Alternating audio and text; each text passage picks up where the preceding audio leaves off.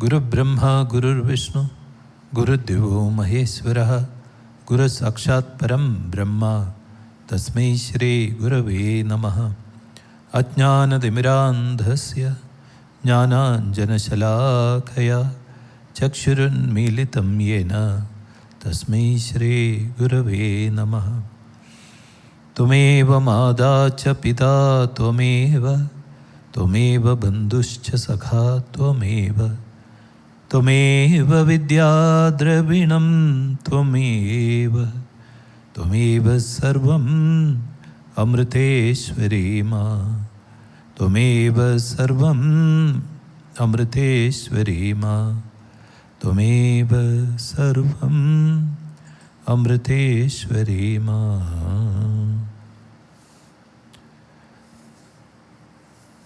Om Amriteshwari Nama. Let's begin with a short meditation. Kindly sit straight and make sure your vertebral column, spinal column is erect.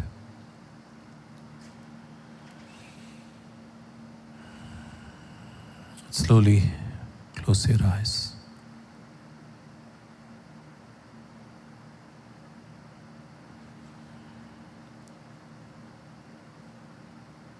Shift your focus onto your breath. Take some deep breaths a couple of times. As you're inhaling, imagine you're inhaling like fresh and enthusiastic energy. And when you exhale, imagine you're giving out all the lethargy, the tamas, and feel energized.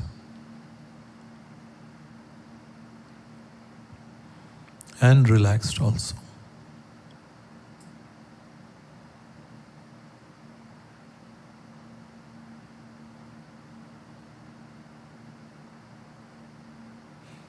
Now let's chant Om 3 times. As we chant Om, imagine the sound of Om to arise from your navel area. And visualize the sound traveling upwards along your spine. Now take a deep breath.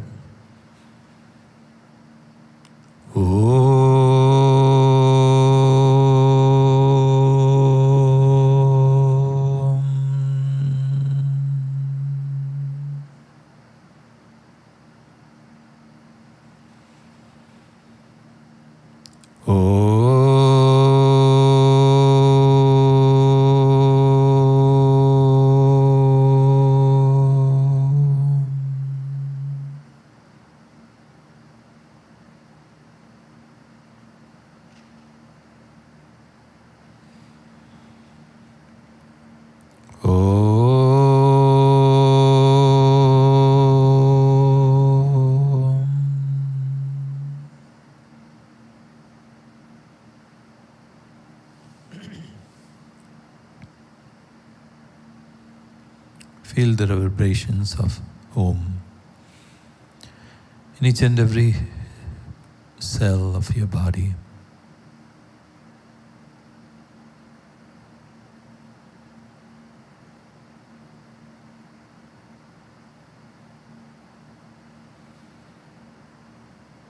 Once again, bring your focus onto your breathing. Breathing in a very relaxed manner, but yet observing each and every inhalation and exhalation. Just be a witness, as if the air that goes into the flute and comes out through the holes produces a beautiful music. Just feel the rhythm of the breath.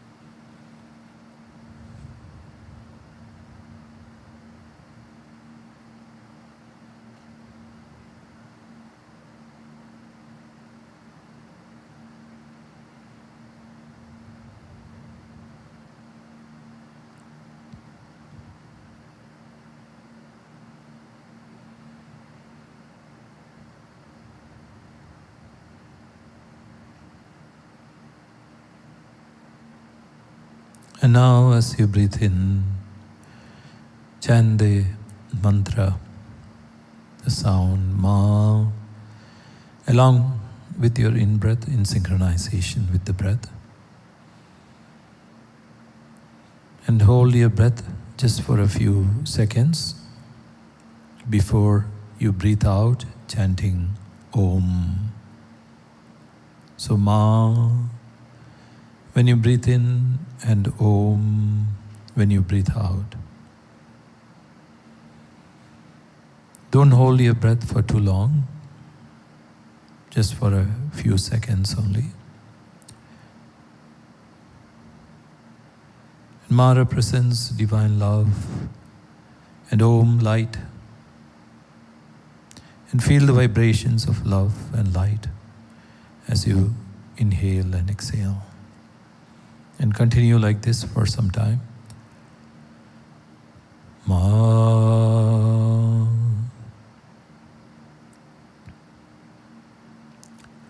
Om.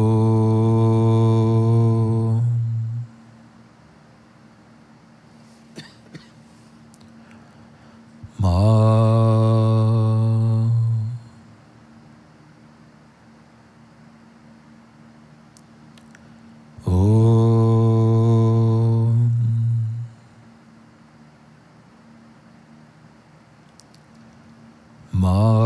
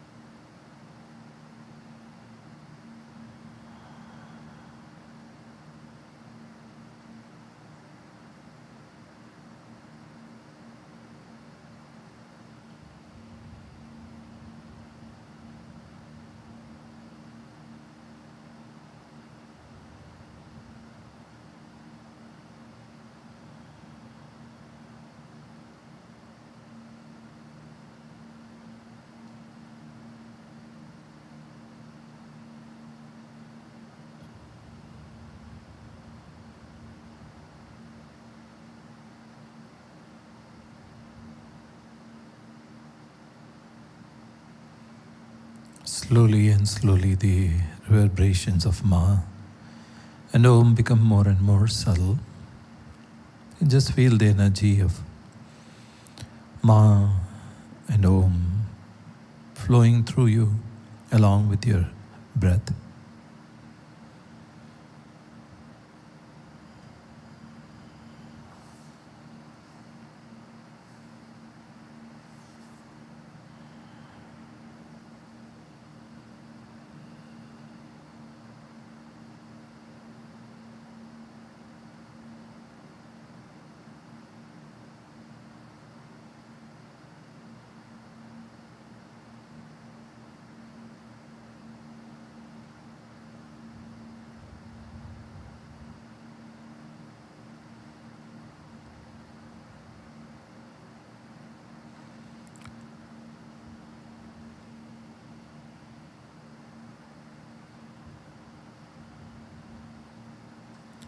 Now visualize the love and light fills your heart.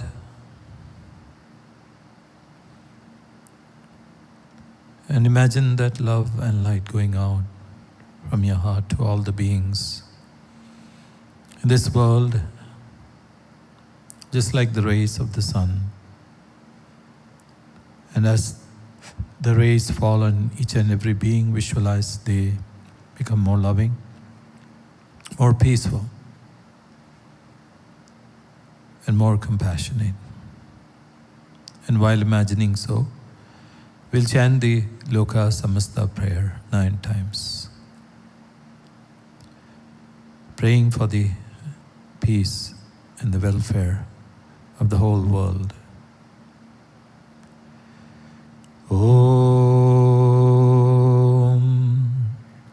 Lokaha samastaha sukhino bhavantu.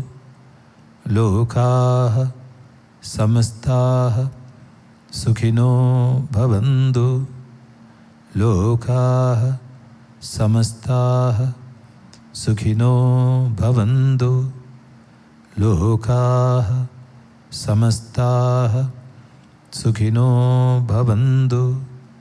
Lokaha samastaha sukhino bhavantu.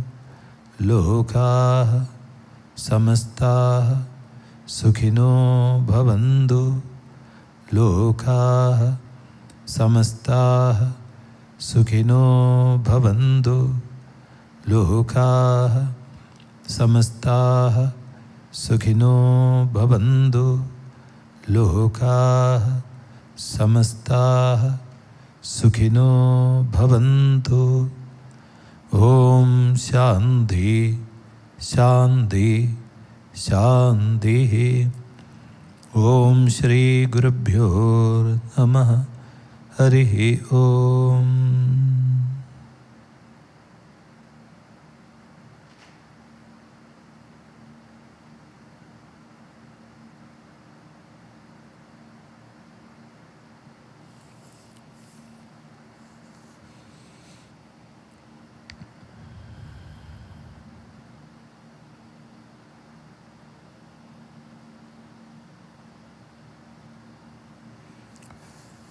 Om Dhyayamo Dhavlavagundhanapatim Tejomayim Naishtikim Snigdha Pangavilokinim Bhagavatim Mandasmidashri Mukhim Valsalyamritavarshinim Sumadhuram Sankirtanalapinim Shamangim Madhusikta Suktim Amritanandatmikam Ishwarim.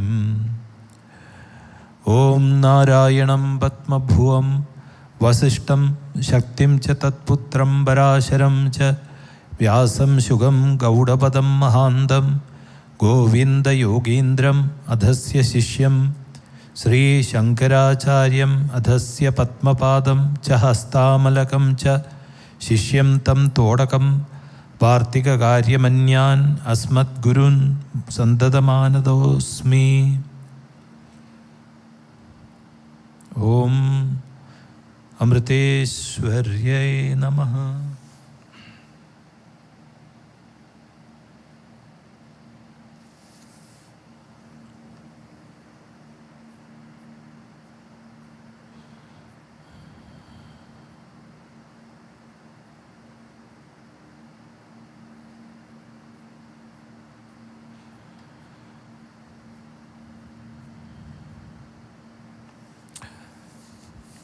In the last session, we were looking at the story of King Bharata. And King Bharata actually had been the king and had been ruling for about 1,000 years. And after that, he relinquished his position as the king. And relishing his position as the king, he became a mendicant. And after that, he went into the forest. And as I was saying, it's after King Bharata that the country, India, got the name Bharatam, which is the Sanskrit word actually. And before that, India was known as Ajanabhavarsha. And after Bharata ruling the kingdom, India became the Bharatam. The name Bharatam came after the ruler, the great saint Bharata. So we saw that Bharata went into the forest to do his spiritual practices, where we saw the story of getting attached to the fawn. And when the doe died, then he saved the fawn, and he brought up the fawn and became attached to it. And when he died, he still had that attachment to the fawn, so he was born as a deer. But having done so much of spiritual practices, he did not forget that the goal of life was to achieve realization. So because he died thinking about the fawn, he was born as a deer. So what one has to, I was explaining in the last session, that what one has to understand is that if we become too attached in our life to many things or to something or some person, we have to understand that ultimately that object of attachment will go away. And no matter what happens, the end result will be sorrow. So when we get attached, it doesn't mean that we should not get attached, because you cannot live in this world without attachment. If father or parents and the mother, if they are not attached to the baby, to the child, what will happen? The mother will not feed the baby her breast milk, or the father will not go looking for work and sustaining the family. So attachment is needed.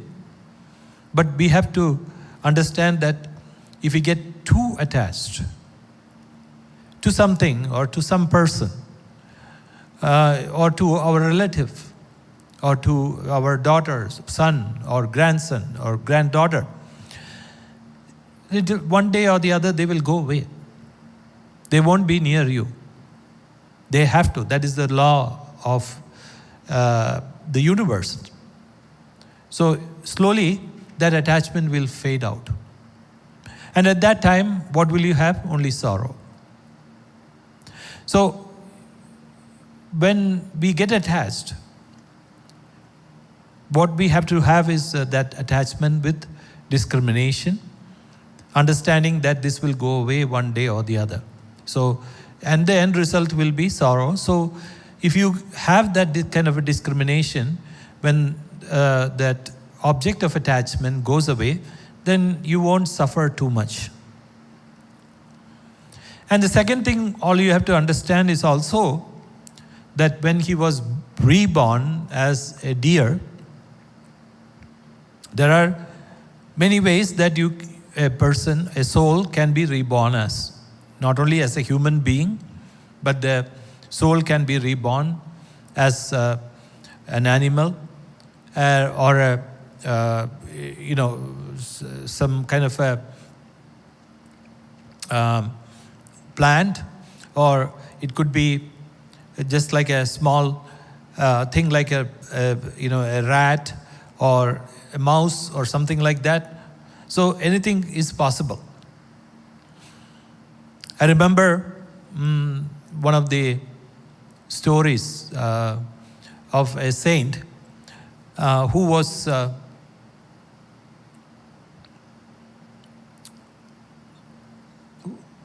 visiting his devotee's home.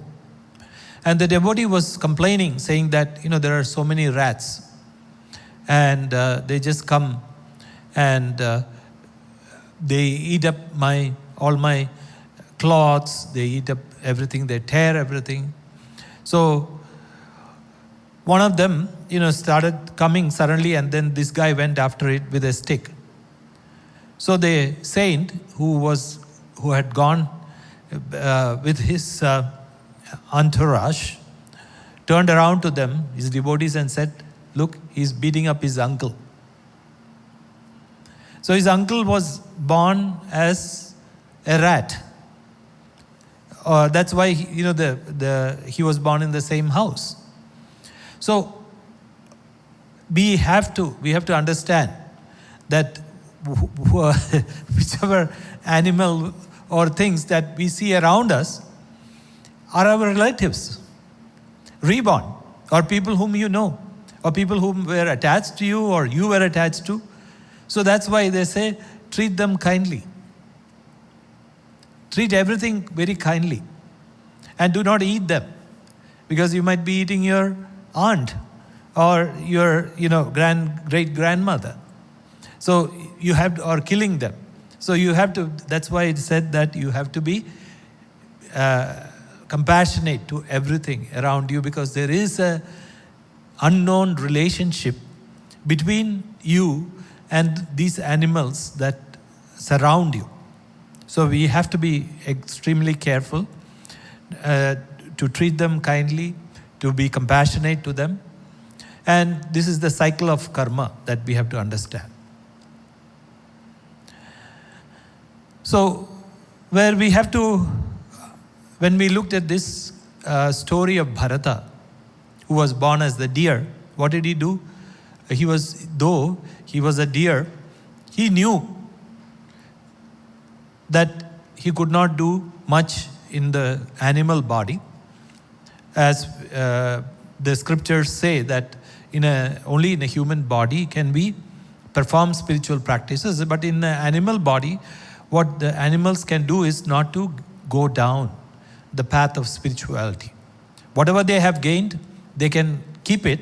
So what the deer did was to keep aloof, and it went and stayed in the ashrams and ate only the food that was left over, the grass or whatever food it was given. So it ate, and so in the next birth, he was born as the son to a great Vedic scholar and Pandit. And his father, and he was known as Jada Bharata in that particular birth. Jada means like corpse, and he acted like a corpse. So whatever happened, he did not speak anything. He would not talk much. So he was almost like a corpse. And he did not act like he was listening properly. So they thought that he was deaf and dumb. He was hearing impaired and speech impaired. So even though the father was a great Pandit who was a scholar in the Vedas, he tried to teach him. Bharata or Jada Bharata did not imbibe any of these things. Why? Because there was no need for him. And nobody understood the height of his spiritual awareness, because he was acting like an idiot. And so they thought that he was complete idiot. And one of the reasons also why I was explaining last time, why he acted like that, because he did not want to incur any more karma. In his previous birth, when he had the memory of his previous birth, because he was attached to the deer, he had to be born as a deer. So in this birth, he did not want any type of attachment or any kind of karma where he would incur another body. So the best way to not to incur karma is to not to react and to create more karmas. So exhaust whatever karma is there in that particular body. That's what he was trying. And whatever he did, he did not react to anything. So that's why he was known as Jada Bharata. Jada means like a corpse. And we saw that his father died, and his mother also passed away, meaning committed suicide along with his father, as it was the custom then, and trusting him to the first wife of his father. So his brothers were there. So after the father's death, the brothers who had only the theoretical knowledge of the Vedas, but they did not have any spiritual realization, thought that it was of no use to educate a senseless fellow like their brother, and soon desisted from attempts in that direction without any inkling in his spiritual worth. And when vulgar men who were no better than two-legged animals called him a madcap or an idiot or dumb or deaf fellow, he behaved accordingly, just like what they would call him. And when they forced him to act in any way, he would do so also. And he subsisted on whatever he got by chance or by begging or by working for wages or by what he was given for doing forced labor. And whatever he got, whether it was small or large in quantity, whether it was well cooked or ill cooked, he ate it for the mere sustenance of the body and not for placating the sense of taste. But he always remained in the intuitive bliss of the Atman, that is the supreme consciousness, that was natural to him and did not depend on extraneous cause or stimulation for its inducement. Enjoyment and suffering, honor and dishonor, which are only matters affecting the body, were never attributed by him to the Atman, his real nature. So he remained unperturbed by any of these things. And in heat and cold, in rain and wind, he moved about like an ox, without anything to protect the body. By giving up bath and cleaning of the body, and by the practice of lying on the bare ground, his well-built and muscular frame was covered with a thick layer of dirt, through which his Brahmic luster was very dimly visible, like the luminosity of an unpolished gem. And wearing a dirty cloth and a soiled ethnopavida, means the sacred thread, around him, he moved about here and there, mocked by the vulgar folk as the madcap Brahmana. So he was known as the Brahmana, the Brahmin boy, who had lost his mind. And when he consented to do work in exchange for food,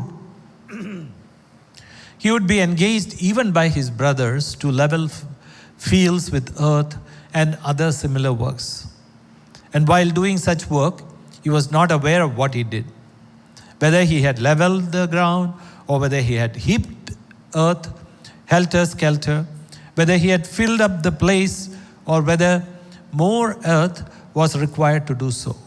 Whatever they gave him, be it rice flour, oil cake, chaff, spoiled pulses, or charred food, he ate up everything as if it were nectar. So he had no complaints. So whatever happened to him, as I said, why? Because he just accepted. I mean, you can say that it is the height of acceptance. Because he did not want to create any new karma. So he did not react to whatever he got. So now, at that time, a chieftain of a tribe of brigands resolved to perform a human sacrifice to Bhadrakali in order to have a male issue. So, as I was explaining earlier, during the ancient times, there were many primitive notions of sacrificing animals, sacrificing even human beings to achieve something or the other. So in this case, he wanted to have a son. So he was performing a human sacrifice. But the sacrificial human beast he had secured managed to run away from his custody. So his men ran hither and thither in the darkness of the midnight in search of that victim. And unable to find him anywhere, they at last came across the sign of the Gotra of Angiras, that is Jada Bharada, or Bharada in the role of a dullard, sitting solemnly in a shed in the fields, guarding them from the depredations of deer, wild boars, and other animals. So he was just sitting there, and he was watching the field of his brothers. And the funniest thing was also, many a times, the deers or the wild boars will come and eat. And he did not care what happened. He was just a witness to everything, because they were also supreme consciousness as far as he was concerned. So he would let them eat. And so, but his brothers, knowing that he's good for nothing, he would ask him to just sit there and scare the wild animals. So now the forest tribals who were looking for this escaped victim saw Jadabharata sitting there. And on seeing him of well-developed body, their face developed in the satisfaction that a proper victim has been obtained to complete the master's rites. And so tying him up with ropes, led him to the temple of Bhadrakali. So they took him, captured him, and took him to that temple. And the priests there, in accordance with the rules of their abhichara ritual, bathed and decorated this human victim with new cloth, unguents, tilaka, garlands, and fed him. So these were all, the abhichara means it's a very lowly ritual. And it's like, like the mantravada, or like doing magic, the black magic. So what happened was, the victim, or the person whom they have to sacrifice, was at first given good treatment. So they put nice cloth around him, put a dot on his forehead, put garlands on him, and not only that, fed him a big feast. And Jadabharata just ate whatever he was given, and he did not care that he is going to die. He thought, anyway, one day or the other, my life has to go. So if somebody is going to cut off my head, let them do it. I'll be so happy, because then I don't have to worry how I am going to die, which way I have to die. So now I know that they will cut my head, chop my head. So then, amidst the sound of tom-toms, drums, and songs, he was made to sit before the image of Bhadrakali, where the various ingredients for the rites like light, incense, garlands, flowers, tender leaves, fried grains, buds, fruits, etc. were arranged. And the low-born priest, who officiated for the chieftain of the thieves, resolving to worship Bhadrakali by offering the human victim's blood as drink, took up the sharp sacrificial sword, uttering proper mantras. So he is ready to chop off Jadabharada's head so that he could take the blood and offer it. These low-born men of the tribe of thieves were by nature endowed with tamas and rajas. So the quality, here he is talking, they are talking about the quality, their quality. What was it? It was tamas and rajas. Tamas means laziness, and rajas is like, chopping the head, doing all these kind of rituals, which is actually not of sattvic nature. Sattvic means the highest order or highest quality. And due to the inordinate pride that wealth brought, they had abandoned the royal road of worship of Mahavishnu and were given to a licentious life and indulgence in slaughter, unguided by any moral code. For even though some sacrificial rites have been laid down for men of fierce nature, when they are threatened by some dangerous situations, what these ruffians were now about to do was a transgression of an extremely cruel nature. The sacrifice of a great man who had become one with Brahman, who was the scion of great and holy family, who was beyond all antagonism and who was the friend of all, was an act of unpardonable and intolerable cruelty. And the divine prowess, the Brahma Tejas, emanating from that extraordinary victim, began to burn up Bhadrakali herself. So these people actually were doing a great adharma. I mean, of course, they did not know that he was a realized soul, but even if he was not a realized soul, they should not have done what they were doing. So that's why they were going to such a lowly level of sacrificing a human being, because they did not care about what they did and the consequences of their action. So when this happened, that they were getting ready to chop his head, even Bhadrakali herself was so angry at this intolerable cruelty that she emerged suddenly from the image. And the Devi was fierce to look at. Her eyebrows were arching with unbearable anger and remorse at the heinous act that was contemplated. And with her curved fangs, red eyes, and fierce look, she stepped out with a terrific roar as if she were going to destroy everything. Taking up the same sacrificial sword, she cut off the heads of all those miscreants, drank their blood, and intoxicated with that drink, played football with their heads, and danced and sang with her attendants. So you can just imagine. So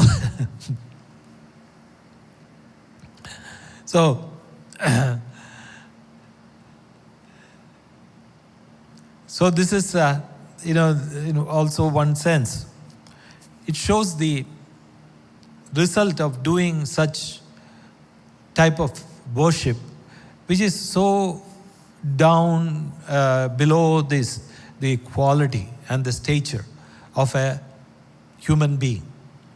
So if when Bhadrakali came out, in fact, Bhadrakali was also blessing them in one way, because when they died through the hands of Bhadrakali, they are getting emancipation, or they are getting moksha, realization, because they are being killed by Bhadrakali herself. But the way that they died, that is why, because they were asking for it, And they were praying for that because they were worshipping Bhadrakali the same way. So it's very important how we worship the divine.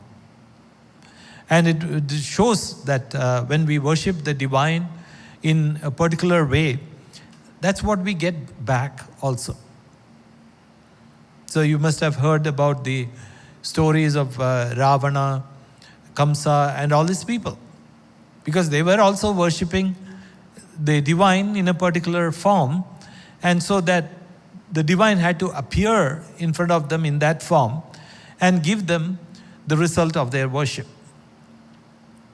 So here what happened, Bhadrakali came and she chopped off the head. So they were thinking of chopping the head of Jadabharata. So instead of that, Bhadrakali chopped their head. She drank their blood, which they were preparing to do so. And then she became intoxicated with that drink and then started playing football with the heads.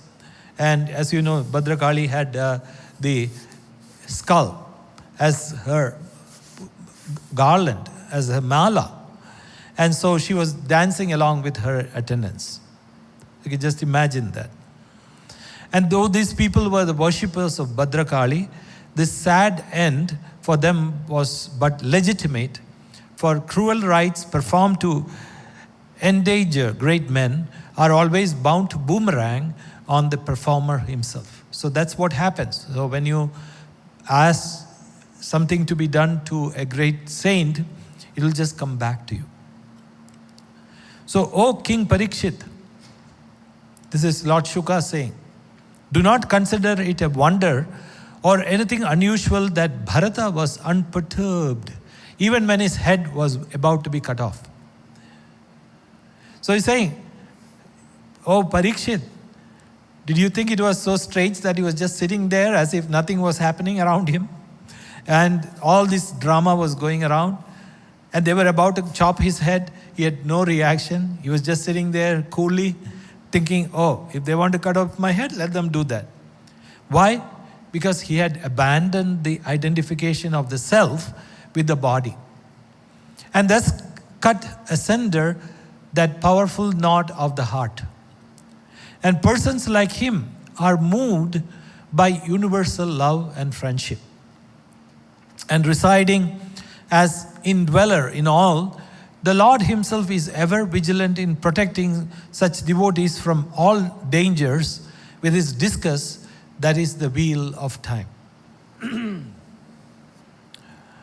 So we have other similar stories which you must have heard of Sri Shankaracharya also, in this same thing, that one person came to him and requested that he needed the head of Shankaracharya, because he also wanted to offer it to Kali as a worship. So Shankaracharya said, okay, if that is what you want, you take it. And he had no problem in giving his head.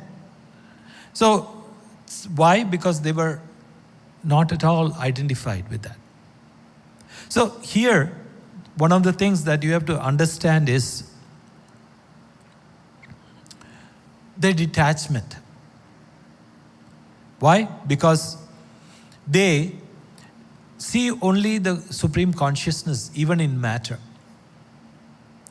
So it is when we see matter as matter, like this body as matter, then what happens? The degradation happens in the mind. The mind gets attached to it. And the matter becomes something that which you use it, or you have some use for it, or the feeling of mine comes there. So as long as it is matter, then that is the problem. The feeling of I and mine. But if you look at everything as consciousness, then what happens? Not only that it will uplift your mind, the I is taken away. So that when the I is taken away, the mind does not remain there. So they don't have the feeling, the great saints and sages don't have feeling that this is my body. It is something. It is a body.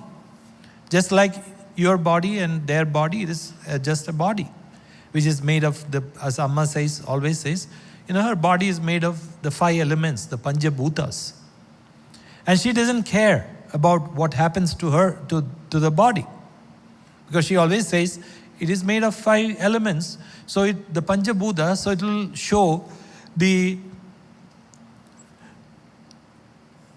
quality of those things. But they don't worry about it. They don't care because they are least attached to it. So similarly, here in the case of Jada Bharata, just like the case of Adi Shankaracharya, he didn't care whether his body is going to perish by somebody chopping his head. So that shows the height of detachment. And you must have also heard the story of Sadashiva Brahmendra, another great saint. And as he always used to sing this song, Sarvam Brahmamayam Re Re Sarvam Brahmamayam. That is, everything is Brahman, the supreme consciousness. So one day he was walking on the road, and one of the people who was a miscreant, again a skeptic, wanted to test whether what he says is correct. He says everything is Brahman. So his body also should be Brahman, so let's test it. So he went and he took a knife and he chopped off his hand. And blood was coming out, but Sadashiva Brahmendra kept on walking, saying that Sarvam Brahmamayam Re Re Sarvam Brahmamayam. He did not even realize his hands were chopped off. And when this person saw this, experienced this, that he did not even flinch. And he was completely immersed in that consciousness, and he was not even aware of his body, which has fallen off. Then what happened? He realized that this was not an ordinary person. So he went and he prostrated in front of Sadashiva Brahmendra and said, Swami, please forgive me. I wanted to test whether whatever you were saying was correct and whether you were reveling in that Brahman consciousness. So I'm extremely sorry. So Swami said, what happened? He said, sorry, I cut off your hand. Oh, so where is it? He asked. So here. And he picked it up and gave it to Swami. He just put it back and he rubbed it and the hand went back. And then he started saying Sarvam Brahmamayam Re Re and started walking. So that's how they are. They don't care. And so, just the opposite of it. There is another joke which says that once one of the lawyers had brought a new, and if there are any lawyer devotees, please forgive me. We make fun of lawyers all the time, but our devotees are not like that, but not all the lawyers are like that. There are exceptions and there are many people who are not like this, but make fun of lawyers. So he went and bought a Maserati. And as he was, he had parked. So what happened was his neighbor came by very, he was approaching very fast, and he was about to open. This lawyer was about to open his door when he came and slammed the door. So the lawyer suddenly got so angered And he did not know what was happening because it just, he just bought the Maserati, and he jumped out and he was just shouting, saying that, "You idiot, what did you do? You came and slammed my new Maserati and I'm going to sue you," and all these things. And this guy came out and said, "Hey, you're looking at your car. Do you realize what happened to your hand? Your hand is dangling. And let me take you to the hospital." So suddenly the lawyer looked at his hand and said, "Oh my God, my Rolex, it broke." So this is just the opposite of what the saints feel, So just a contrast, and it's just a joke. So please don't take it seriously. So what happened is, such is the consciousness of those great saints, which they are not even aware of their body. So now we pass on to the next session or next chapter. And Sri Shuka said, "Rahuguna, the king of Sindhu and Sauvira, was once traveling in a palanquin to the ashrama of Kapila." So you must have heard, we read earlier about Kapila, the great sage Kapila. And when the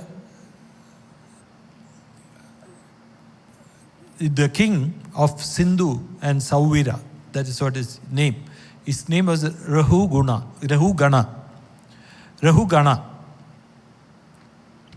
And he was traveling to the ashram of Kapila. And when the party of the king was on the banks of the river Ikshumati, their captain felt the need for some more palanquin bearers. So the king was, in those days, they used to travel in the palanquin, which was actually carried by people, his subjects or his army. So what happened was, the captain of the army realized that he needed more palanquin bearers. And while he was searching for one, this exalted personage, Bharata, that is Jada Bharata, arrived at that spot, guided as if it was by his destiny. And finding him young, well-built, and strong, the captain felt that he could bear weight like a bullock or a mule. So he compelled him to join the party of bearers he had collected earlier by force, although a great man like him did not deserve such treatment. So again, what happened? So they found Jada Bharata sitting there, and he was walking towards the entourage of the king.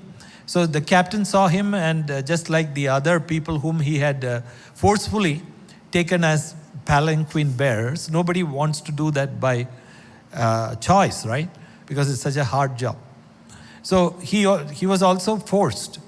He was pulled by the captain, and Jada Bharata, who did not care about anything, said, "Okay, if you want me to bear the palanquin, I will come also do that." So he started carrying the palanquin, just became one of the bearers. And the newly recruited bearer was found walking slow, surveying the path to 3 feet, the length of an arrow. So why was he doing that? He was walking slowly, very slowly, because he was carefully trying to avoid trampling over living creatures.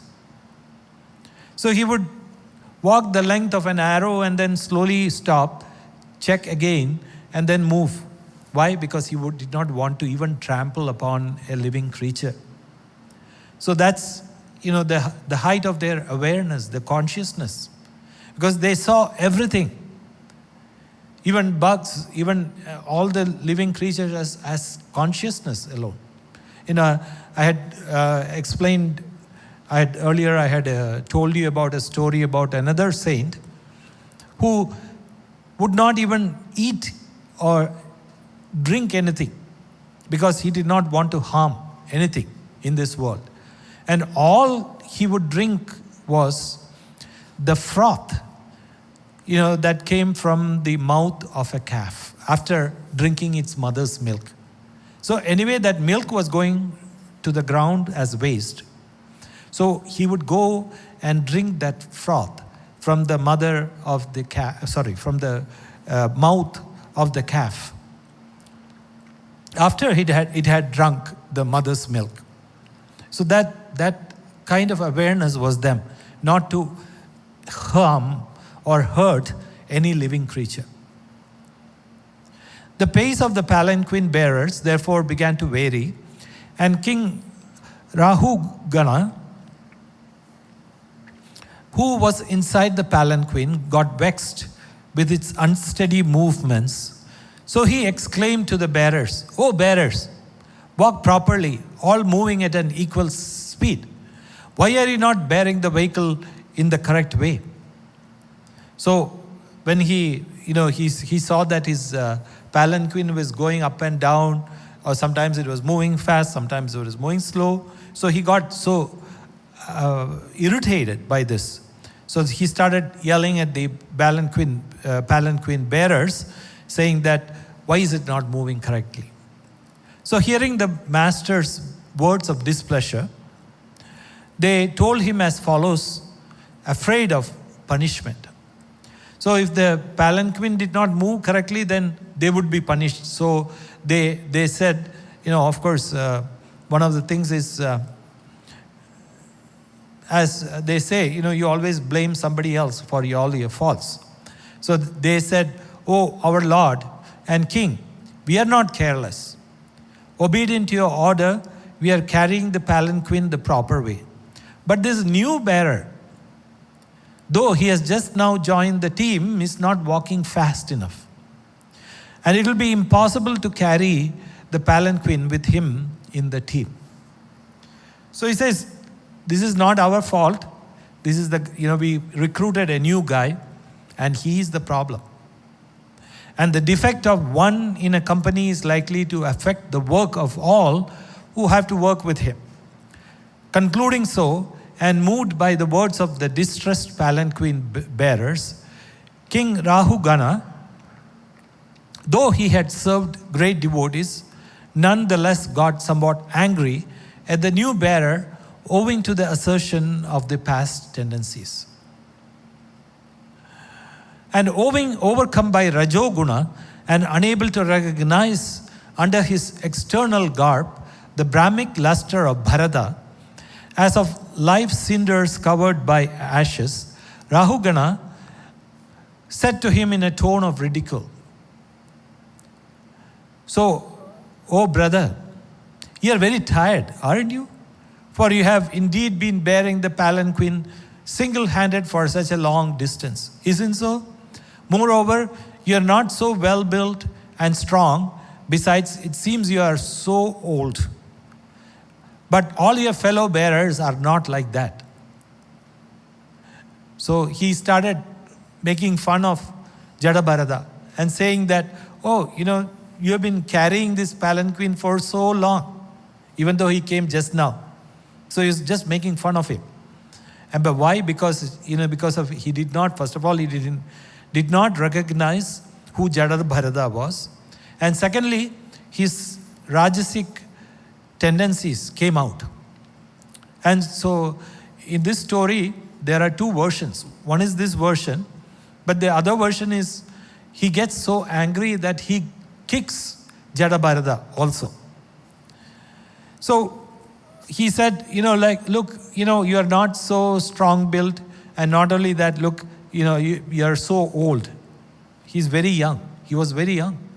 So he was making fun of him. And so, ridiculed in this way, Bharata continued to walk as before without uttering a single word in reply. So what happened? He did not react at all. Again. For in this, his last birth, he had become one with Brahman without any sense of identification with this last body of his, which is a combination of elements brought about by avidya and which has no substantial reality. So why he did not react? Because he had, in his last birth, that is, his last birth was the deer. He had become one with the Brahman, without any sense of identification with this last body of his. So he knew that because of ignorance, his body has been formed because of the past karmas. So his body actually does not have any substantial reality. So what has reality? What is his reality? His reality was the supreme consciousness. And he knew that this world was nothing but an illusion. So we will stop here for this session, and we will continue in the next one. Om Amriteshwariye Namah.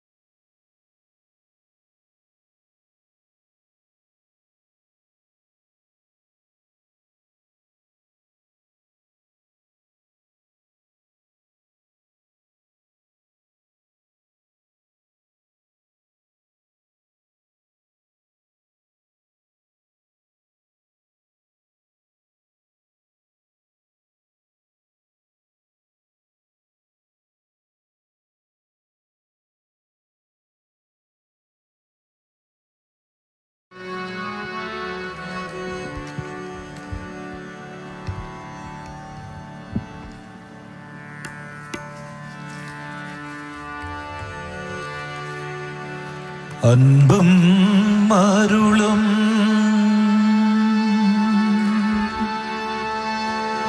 இனிதை அளித்திடும்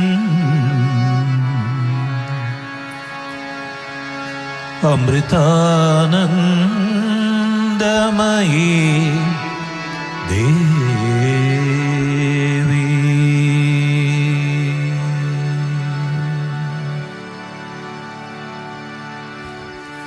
அன்பும் அருளும் இனிதை அளித்திடும் அமிர்தானந்தமயி தேவி.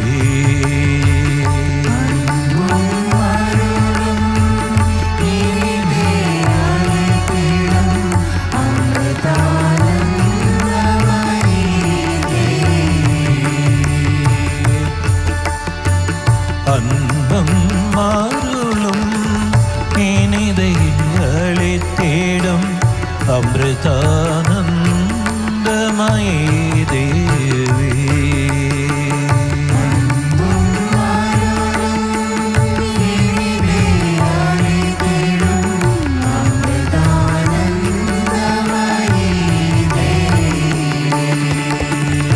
அம்மா உந்தன் துணை வேண்டி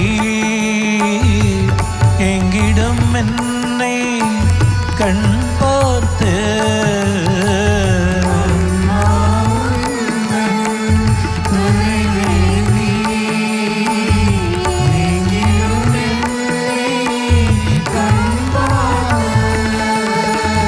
அம்மா உந்தன் துணை வேண்டி எங்கிடம் என்னை கண் பார்த்து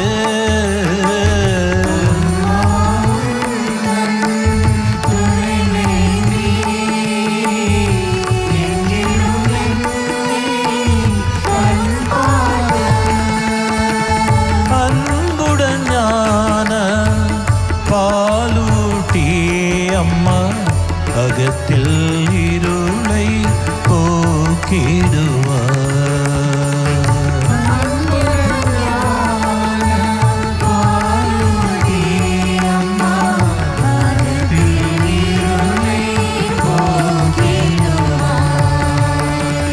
அன்பும் அருளும் இனிதை அளித்திடும் அமிர்தானந்தமயி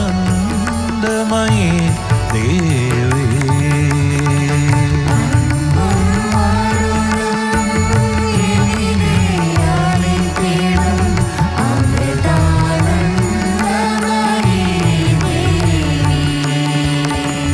துன்பங்கள் தீர்க்கும் தூமணியே என்றும் தூயவர் உள்ளத்தில் ஒளிர்ப்பவளே.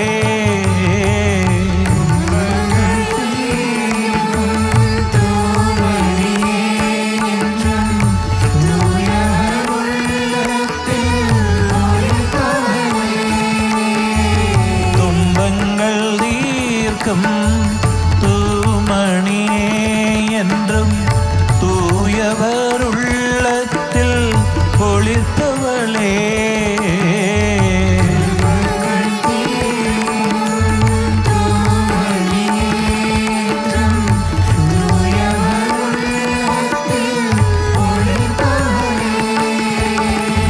நன்றும் தீதம் அறியா உன்னை காலம் முழுதும் காத்திடுவார்.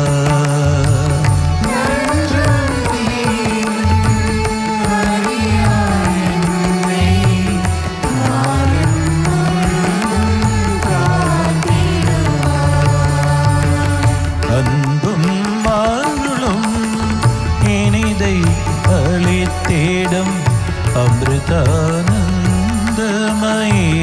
தேவி.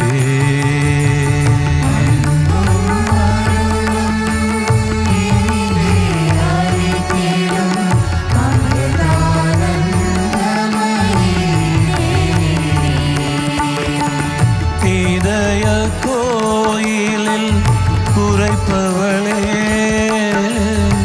உயிராய் உணர்வாய் இருப்பவளே.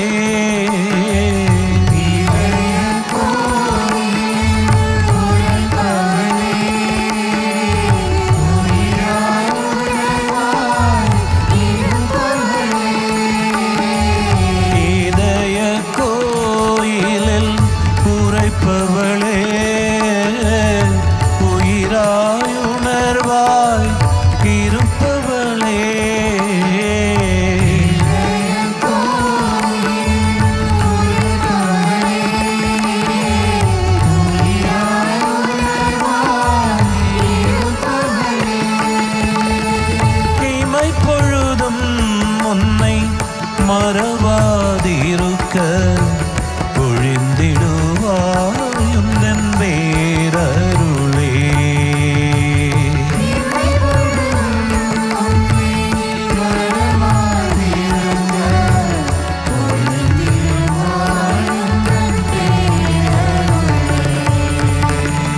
அன்பும் அருளும் இனிதை அளித்திடும் அமிர்தானந்தமயே தேவி.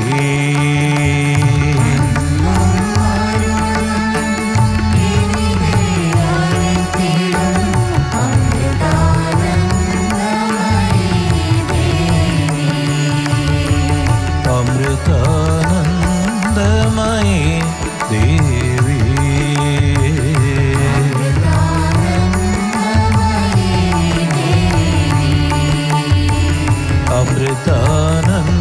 அமிர்தானந்தமயே தேவி.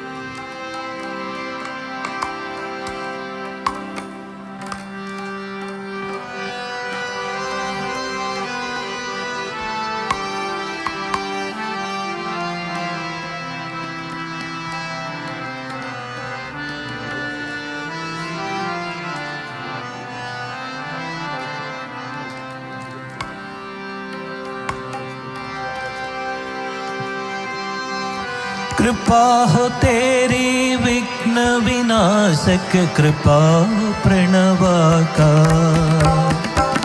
कृपा हो देवा गजानना तेरी कृपा हो शंभ कुमार. कृपा हो तेरी विघ्न विनाशक कृपा हो प्रणवाका. कृपा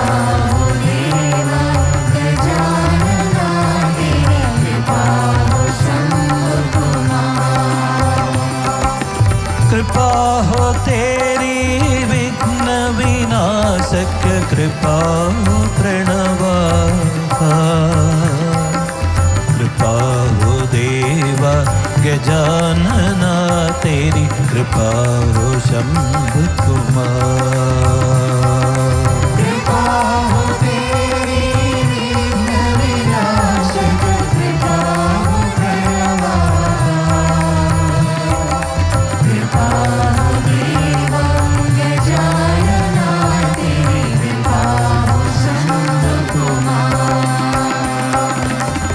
गिरिजानंदन तेरी पूजा पहले करे सब कोई.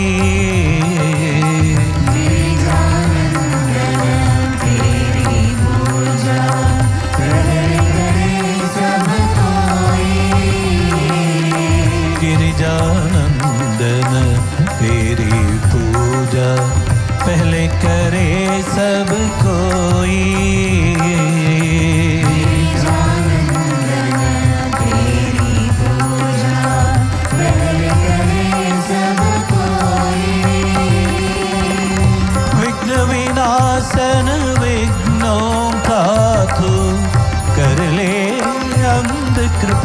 हो, कर ले अंध कृपा हो, कर ले अंध कृपा हो।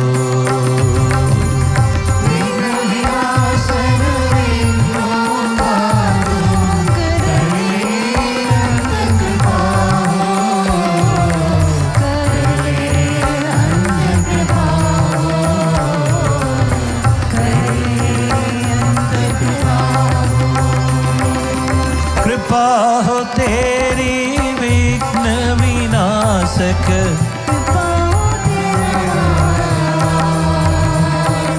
कृपा हो देवा गजानना तेरी कृपा हो शंभ कुमार। मानव दानव देव मुनीश्वर करते तेरी पूजा,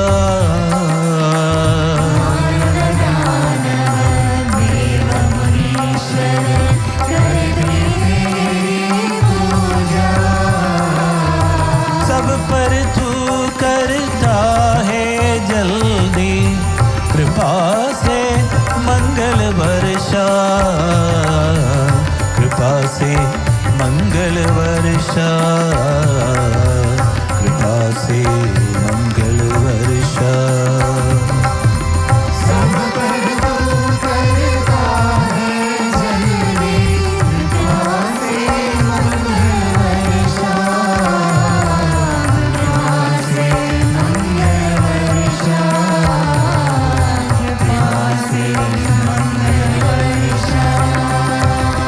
कृपा हो तेरी विघ्न विनाशक, कृपा हो कृपा हो देवा गजानना तेरी कृपा हो शंभ कुमार। विद्या बुद्धि विघ्न शांति सब तेरी करुणा फल है,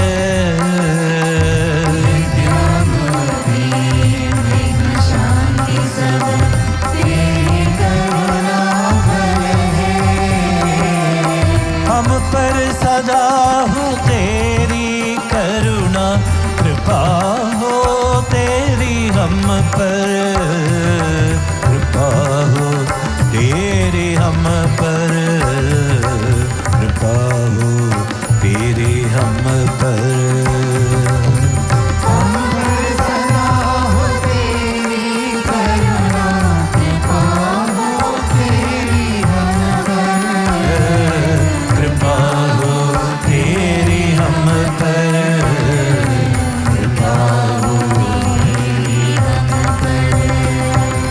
कृपा हो तेरी विघ्न विनाशक, कृपा हो प्रणवाकार, कृपा हो देवा गजानना तेरी कृपा हो शंभ कुमार। कृपा हो तेरी विघ्न विनाशक, कृपा हो प्रणवाकार, कृपा हो देवा गजानना तेरी कृपा हो शंभ कुमार। कृपा हो तेरी विघ्न विनाशक, कृपा हो प्रणवाकार, कृपा हो देवा गजानना तेरी कृपा हो शंभ कुमार। कृपा हो तेरी विघ्न विनाशक, कृपा हो प्रणवाकार, कृपा हो देवा गजानना तेरी कृपा हो शंभ कुमार। कृपा हो शंभ कुमार, कृपा हो शंभ कुमार, कृपा हो शंभ Kumar.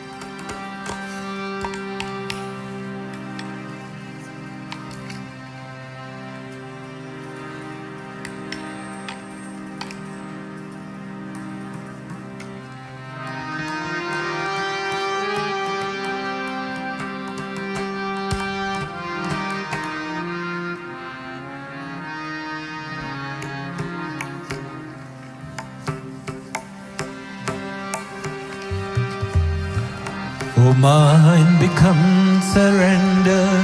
Allow only truth to be your friend. Nobody belongs just to you. No one is your own.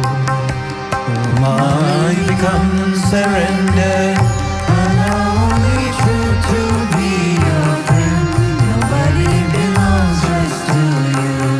No one is your own. Oh, mind become surrender. Allow only truth to be your friend. Nobody belongs just to you. No one is your own. Mind become surrender. Allow only truth to be your friend. Nobody belongs just to you. No one is your own. Round and round this world you wander, not seeing the reason why you're here. By doing such meaningless actions, you cannot escape. Round and round this world you wander, not seeing the reason why you're here. By doing such meaningless actions, you cannot escape. Oh, mind become surrender.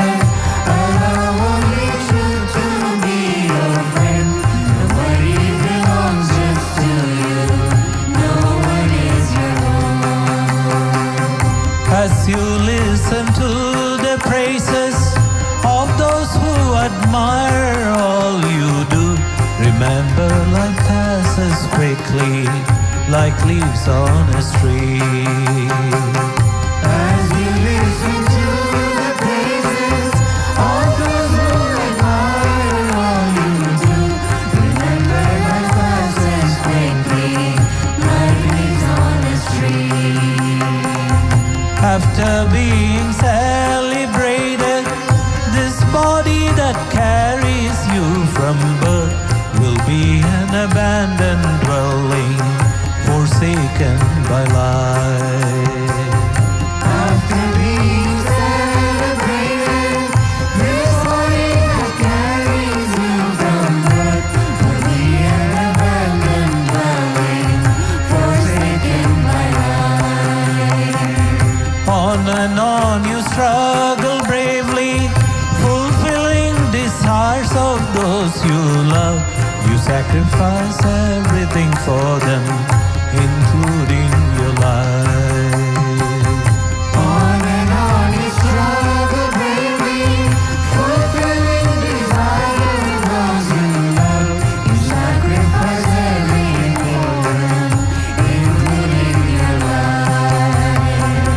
Even those who love you dearly cannot stay beside you after death. Your body they found so attractive now scares them away. Even those who love you dearly cannot stay beside you after death. Your body they found so attractive now scares them away. Captured in the snare of Maya, you're traveling a road that has no end. Remember the Divine Mother, repeating the name. Captured in the snare of Maya, you're traveling a road that has no end. Remember the Divine Mother, repeating her name. Leaving behind all desires, join in the eternal dance of bliss by singing to Mother Kali, Kali Mada. Leaving behind all desires, join in the eternal dance of bliss by singing to Mother Kali, Kali Mata. Oh, mind become surrender. Allow only truth to be your friend. Nobody belongs just to you. No one is your own.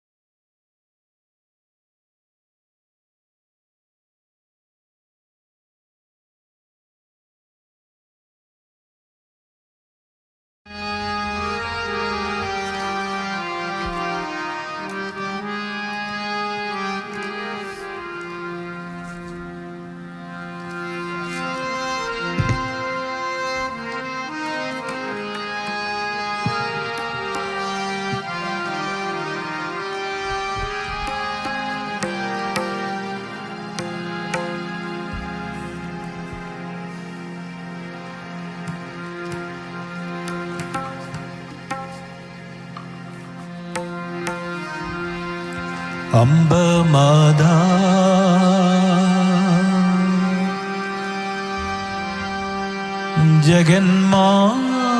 Jaganmada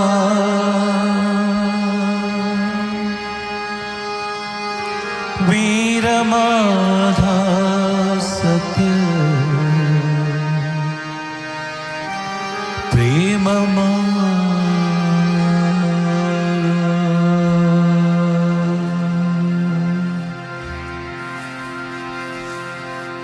Amba Mata Jaganmada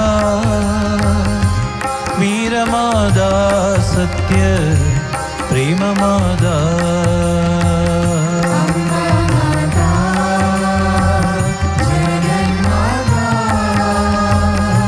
Veeramada Satya Premamada Amba Mada Jaganmada Veeramada Satya Premadada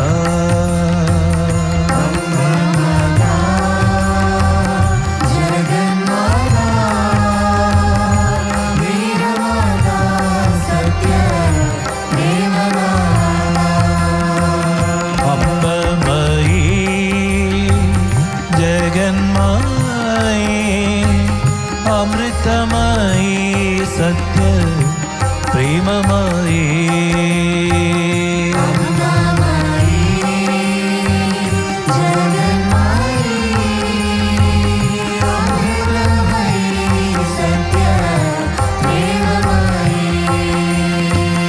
Ambamayi Jaganmayi Amritamayi Satya Premamayi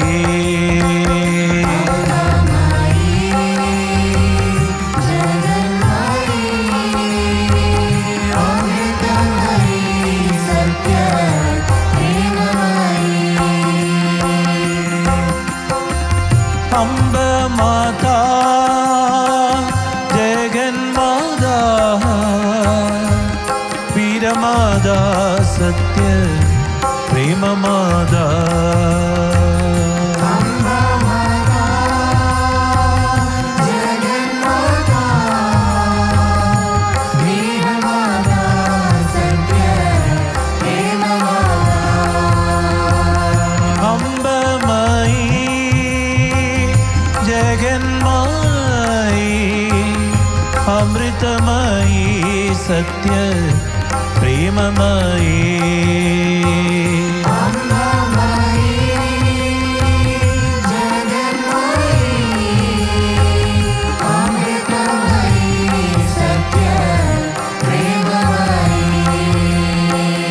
Ambamada Jaganmada Veeramada Satya Premamada Ambamada Jaganmada Veeramada Satya Premamada Ambamayi Jaganmayi Amritamayi Satya Premamayi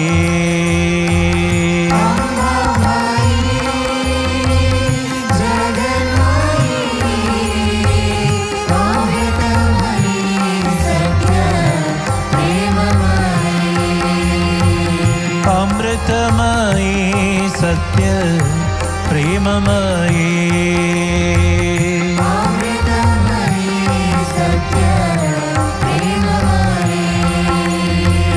Amritamayi Satya Premamayi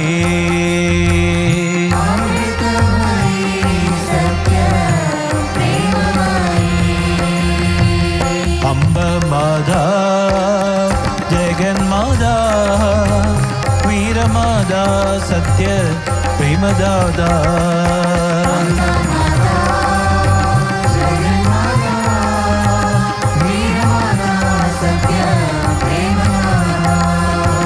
Ambamada Jaganmada Maada, Veera Maada, Satya Prema Maada.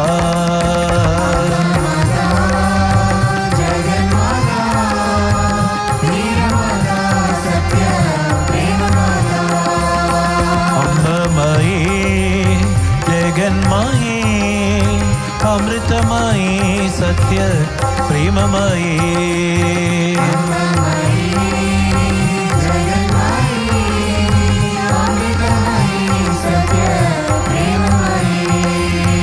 Ambamayi, Jaganmayi, Amritamayi, Satya Premamayi.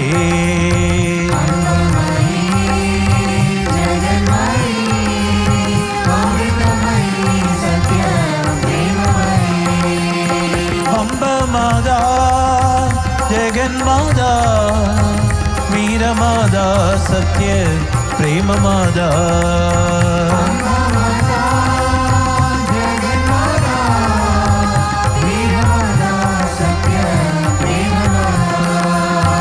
Amba Mayi, Jagan Mayi, Amrita Mayi, Satya Prema Mayi.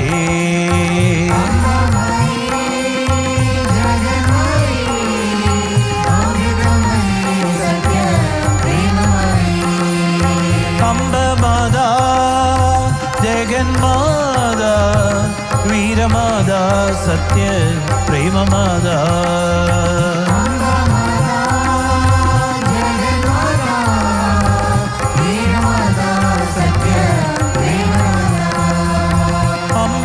Ambamayi, Jaganmayi, Amritamayi, Satya Premamayi.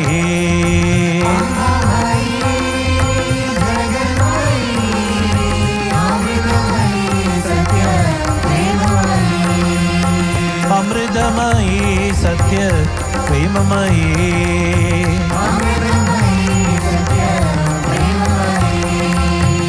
Veera Maada, Satya Prema Maada.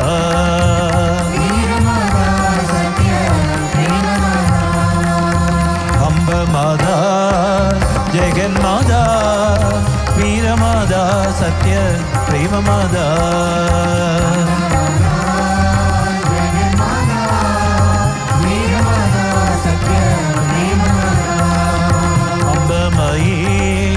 Jaganmayi, Amritamayi, Satya Premamayi.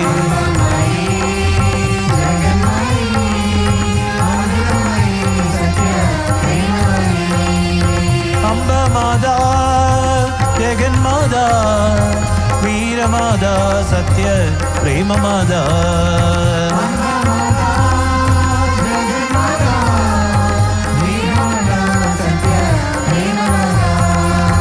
Ambamayi, Jaganmayi, Amritamayi, Satya Premamayi.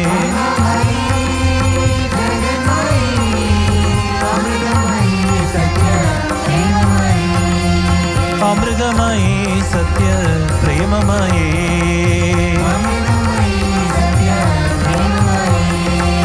Veera Maada, Satya Prema Maada.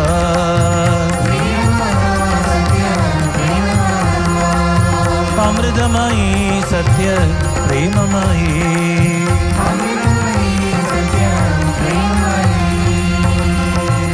Amba Maada, Jagan Maada, Veera Maada, Satya Prema Maada.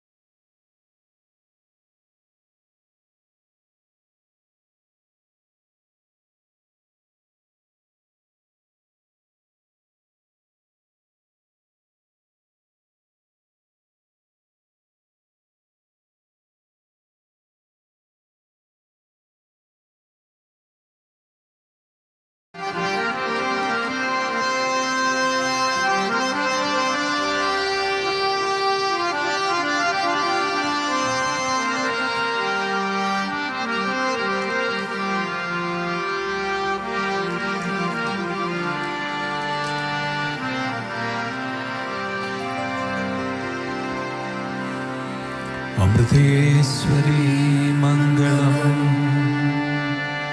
प्रणमदा मुक्तिप्रदे मङ्गलम् भुवनेश्वरी मङ्गलम् सुकृतिना एकाश्रये मङ्गलम् अमृतेश्वरी मङ्गलम् प्रणमदा मुक्तिप्रदे मङ्गलम् भुवनेश्वरी मङ्गलम् सुकृतिना एकाश्रये मङ्गलम् हृदयेश्वरी मङ्गलम् हृदिलसतेजोर्मयी मङ्गलम् मृदुभाषिणी मङ्गलम् विजयदा प्रेमाग्रदे मङ्गलम् विजयदा प्रेमाकृदे मङ्गलम् विजयदा प्रेमाकृदे मङ्गलम्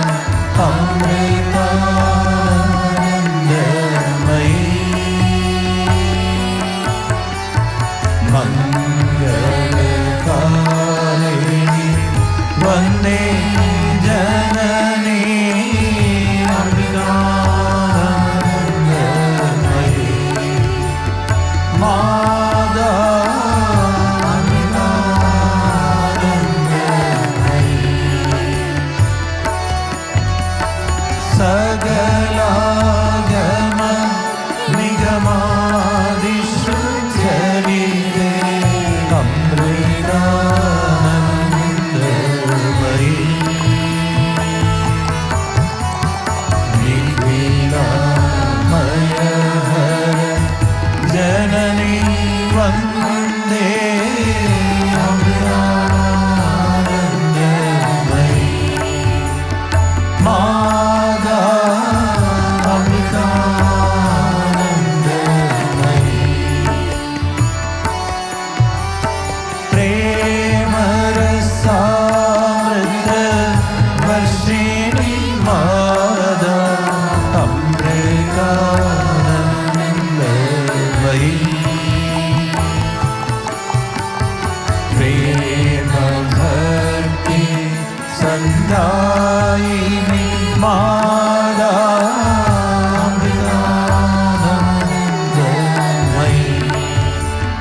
माता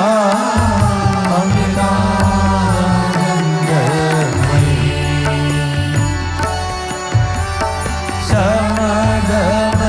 समदमदायिनी मरलकारिणी अमृतानंदमयी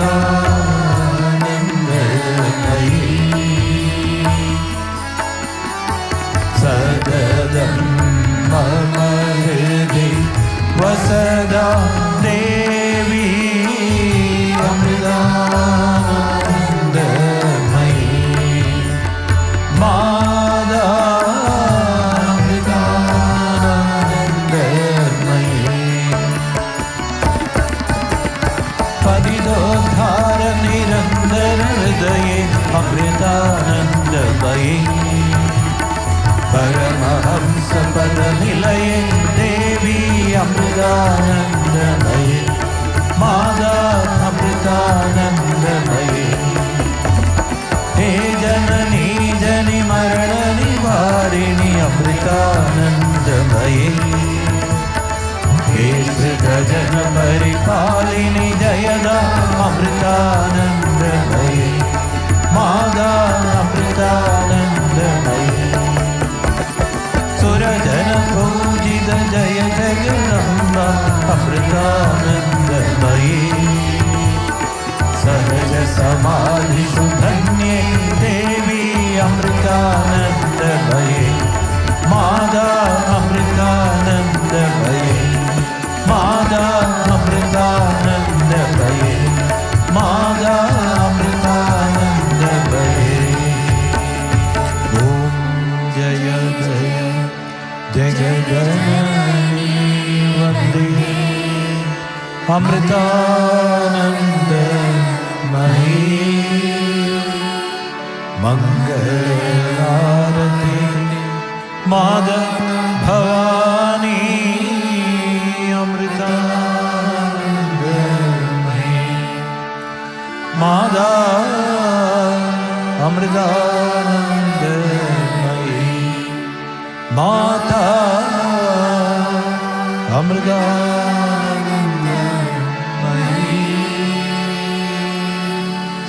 जय बोलो सद्गुरु माता अमृतानंदमयी देवी की